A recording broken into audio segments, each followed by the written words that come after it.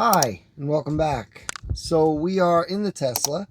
I wanted to give you an update. As you can see from the thumbnail and the description, this is going to be a 19-month uh, update on owning my Tesla. I've had it for 19 months, so a year and 7 months, and I love it. I have no problems with it.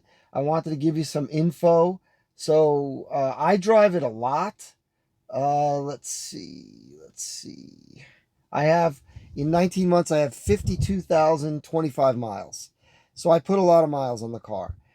So some things that I will say about the car. Updates have been fine. There's been no issues with updating the car.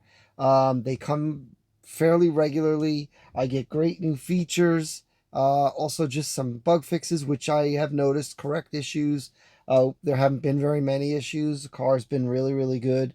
Um, what else? Um, there's been really no maintenance other than windshield washer fluid, windshield wipers, and tires. I mean, there is no maintenance. I am on my. I did as soon as I got the car, I changed to Bridgestone Drive Guard Run Flats. I love them. I have a video about it. I'll put a link in the description. They're all fantastic tires, no problems, no noise, great ride. I'm actually on my second set, obviously, because I put so much miles on them. But I put them on as soon as I got the car, and now I've just recently put on my second set, and definitely recommend them. So I commute um, every day about what was it about 53 miles round trip. So I do a lot of driving. Also, several times a week, usually 2 or 3 times a week, I drive a 250-mile round trip commute uh, back and forth, and I use autopilot the whole way. Um, I don't have full self driving, but the autopilot is great. I've only noticed one problem one time. I was using it in the right lane. There was an entry lane that did not have a dividing line. So the car tried to center me between the two, the entry lane and the lane, and it tried to pull over. But other than that one time, never had a problem. Now I just use it in the center lane. Don't have a problem with it. It works perfectly. The autopilot, I don't notice anything crazy. The car will brake if it sees an emergency vehicle or thinks that it does. It's mostly accurate. I've had it do it unexpectedly, probably twice in 52,000 miles, maybe 3 times, not much. The car is great. I mean, a lot of things you hear, I don't, I have not experienced. Um, as far as charging the car, I have never had a problem. I have chargers. I have two homes. I have chargers in both the Tesla wall charger, and they work perfectly. I use them. Don't have a problem. I typically charge to around 90%. I do charge to 100% more than probably most people because of a lot of, when I have a long drive, which I do frequently, I'll charge more just to make sure I'm good and I don't have to, but never had a problem. There's always superchargers everywhere. I've also done a lot of road trips with the Tesla. I have driven multiple times just about an 800-mile round trip to North Carolina. Never had an issue. Uh, Superchargers were great. Did not take long, 20 minutes, to charge, and I'm on my way. They're always in good locations where you can get something to eat, use a restroom. Fantastic.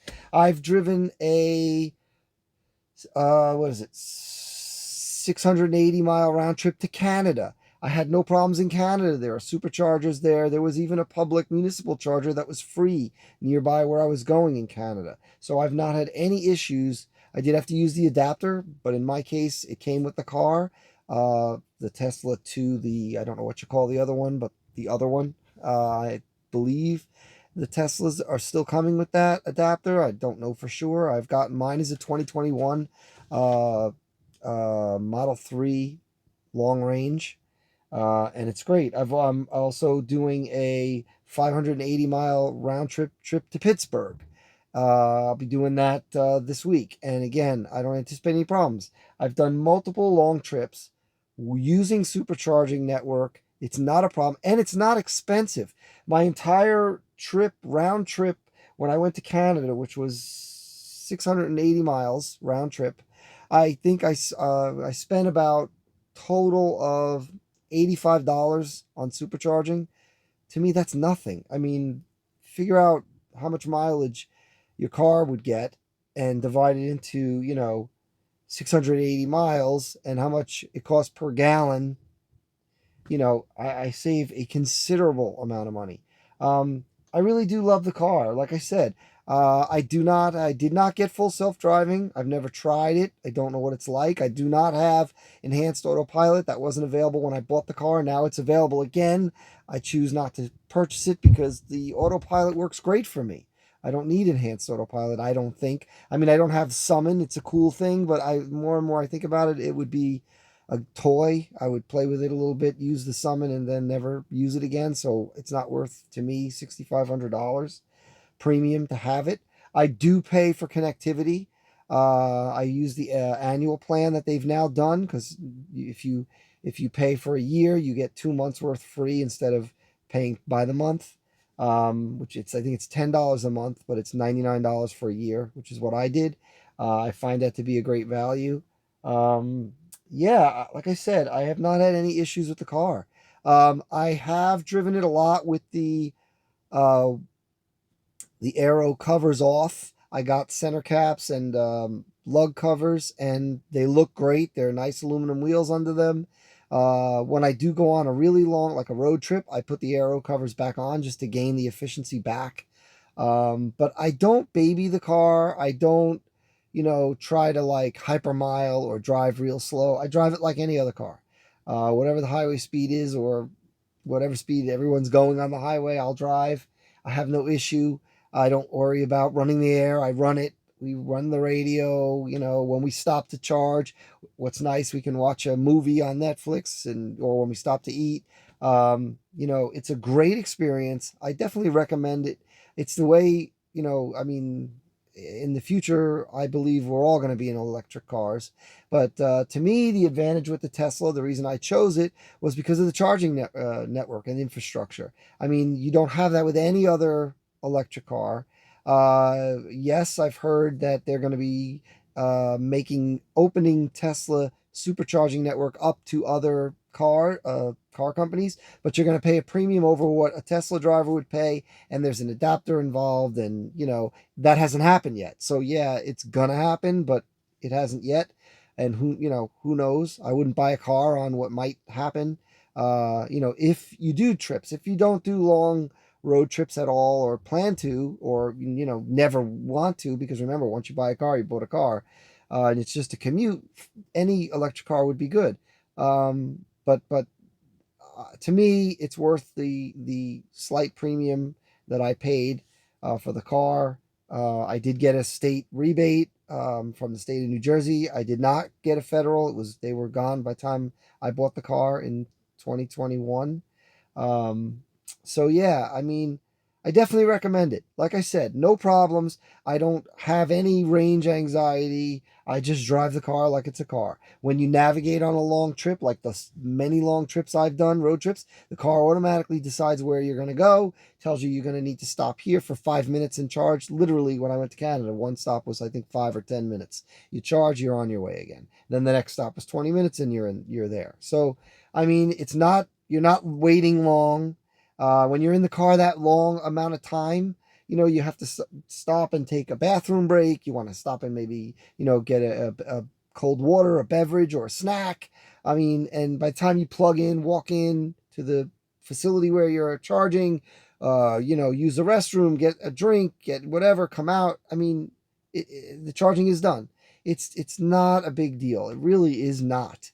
If you have doubts, maybe rent one. There are companies that can rent them. See if you like it. If you know someone that has one, let them, either let you drive it or take you for a ride on a longer, trip somewhere, and you can experience it and see what it's like. But honestly, no issues, no problems. Love the car. I have no regrets, no problems whatsoever.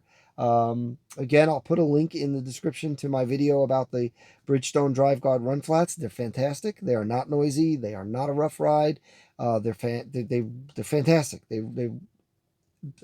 mean, I'm on my second set, so that should tell you all you need to know about what I think about them.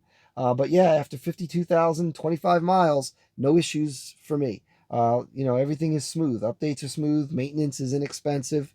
You know, car's great. Car's great. I can fit plenty of luggage and stuff in my Model 3. I'm not at a, looking for more space. Like the Model Y is a little bigger. I don't feel any need to have a Model Y. I love my Model 3. I prefer that it's more of a sedan and it's smaller and it's great. And I get longer range, being a long range and also the smaller Model 3 vehicle. So yeah, great car, great experience. So that's my overview after owning the car for 19 months.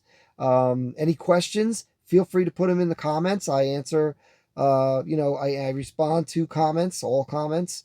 So definitely, if you have a question, ask. I'll happily answer it. If I don't have the answer, I'll get you the answer. Thank you for watching. Thanks for subscribing. If you haven't, consider clicking that subscribe button. Give me a thumbs up if you like my content. That helps the YouTube algorithm to get my video out to more people to see it. I could help more people. They can, get the info. And if you know anybody who you think might find this information interesting or helpful or useful, hey, feel free to share the video. Yeah, right? Share the link. And, that would really be appreciated. So thanks. Thanks again. Please subscribe if you haven't, and we'll see you next time.